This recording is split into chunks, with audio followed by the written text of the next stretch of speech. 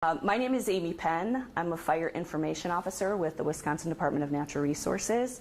I'm on scene here at the Pallet Fire in Waushara County. So I wanted to provide a quick update for where we're at right now. First thing, it's an evolving incident. The fire is currently approximately 800 acres and growing. So we are, it is not contained. We're still working on fire suppression, still trying to get a ring around it. So we're still working on that. We know that the fire, or we can explain that it's near Coloma, Waushara County.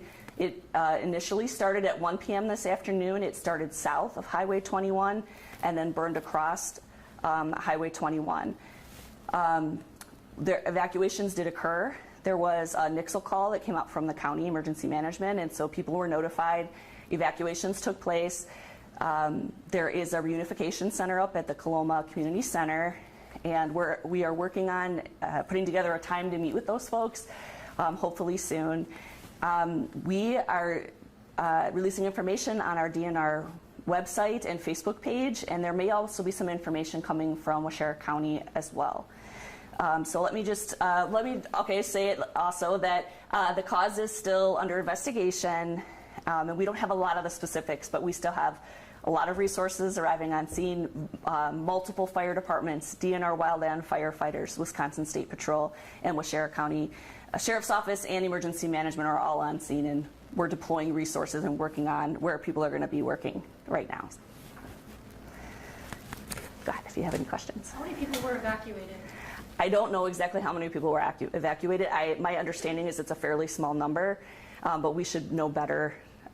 Hopefully by later tonight, we'll have some of that information better. Do you know about what time the evacuation started? So I believe the fire initiated about 1 p.m. and those evacuations happened right away. So the notification went out right away from the county about to evacuate, and I believe those all occurred. And it seems like now, that was already finished early on. So. And so the evacuations happened before the fire jumped the highway? That's my understanding. Okay. Do you know where they are located, people that evacuated? Well, there's a reunification center that we set up at Coloma Community Center, but people left and they scattered, so people probably went to stay someplace else for the night. Very fair guess that people won't be allowed in the fire area, for sure not tonight. First thing we got to do is get containment on this fire to keep it safe. Many of those people were members of the Amish community at the community center. Is this a really rural area that's being impacted by the fire? Yeah, in general, that part of Coloma is fairly, it is a rural area. But I wasn't aware of that. So. Any injuries reported so far? Not to my knowledge. Can you describe some of the methods or techniques that are being used right now for the fire suppression? Yes, so we have lots of fire departments that are on scene. They're working on structure protection. The wildland firefighters are on scene. We have airplanes in the air. We have rangers that are leading crews on the ground, and we have heavy equipment that is working on putting in furrows around. So they start at the initiating point of the fire, and then they start working on both sides, putting in a furrow that keeps the fire from spreading. We've had some trouble with spot fires, so what that means is the spot goes out ahead of the fire, and we have to kind of catch it then. So we start at that initial point, and then we try to work containment lines around it. Once we reach that point where we've closed it, we'll say that the fire is contained. Even once it's contained, it'll take time to make sure that it's completely out. Fortunately, we have some rain in the forecast, so I'm hoping we get a good dump tonight, but we'll see.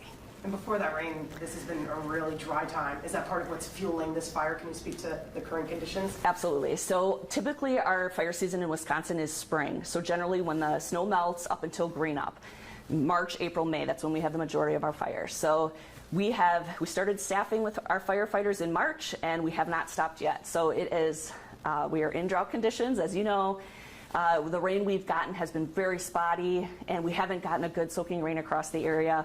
On our sandy soils here in central Wisconsin, it takes a really good soaking, and it's of course harder when it's so dry and we have that drought. So fire conditions were at high for most of Wisconsin today, and so yeah, that just fuels it. I mean, the heat, the humidity, and things like that. So, and I guess there's going to be a wind shift coming.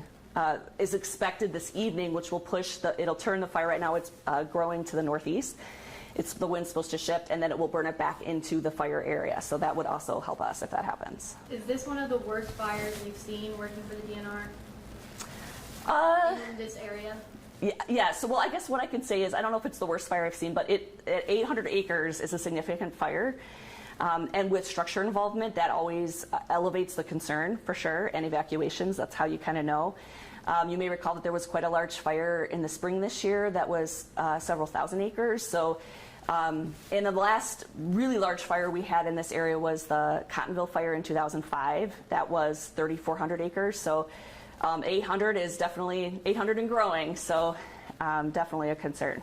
And then can I ask a question about kind of the air quality? Because I know that there was a lot of smoke that I was seeing from a lot of videos. So what, I don't know if you can speak to it. Is the air quality okay right now? Because I know that probably, like you said, the wind is going to shift a little bit, but like is that blowing towards people? Should people stay away from certain, I know of course the fire, of course, but is it billowing one way? Yeah, so right now with the wind coming out of the southwest, it's blowing to the northeast. So I can't speak very much to air quality. The DNR does monitor air quality, so on the webpage, usually it will talk about air quality and what those concerns may be. If we get any more of that information, we'll share it. That's very important for public safety, but certainly right now, we are focused on getting a line around this fire. And as of right now, 0% containment in terms of how much is actually contained right now. Like it's still growing. It's still growing, so there may be a certain amount of containment, but we don't generally talk in those terms, and it is something that's more common out west, but we certainly are flanking it. So how far we are on flanking it, it's hard to say right now. So we do have a lot of resources. We have a lot of resources on scene. So I think it's mainly the overhead management of just getting organized and making sure that we have that good intel and kind of figure out where we're going from here. I wish I could tell you more about the structures that are ahead of the fire. That I don't know yet. So we will be able to provide more information on that later. But we still have, my team is still arriving. So Timeline, how long do you think this will last? What are you guys hoping for? Well, let me talk about what's usual, because I hope it stops right now. Yeah. So what's usual in Wisconsin, we can have some large fires, but typically they are contained within a day. That is what's normal for Wisconsin. That doesn't mean that we leave the area. The fire area would, even if we do reach containment, or at that point, there's still a lot of work. There's still fire burning within that line. So the area will remain closed. Firefighters will be working to make sure that they'll be checking on houses. They'll be putting out hot spots, and mopping up is the term that we use to make sure that all those areas of fire out. So we are looking at the public not being allowed in that area. It's going to be some time. We'll know more, I think, by the time we find out what does the weather do overnight. Usually fire activity falls off at night. It cools off, the humidities raise up. That helps a lot, and so usually by the evening things are starting to calm down a bit in terms of being able to make that containment line. So I think we'll know a lot more how we're doing by the time we get to tonight. Let's see what the weather does, and I think by tomorrow we'll have some more information. There was information about 3 structures that were impacted by this. Can you tell us any information about those structures? So what I can tell you about structures is definitely structures have been impacted.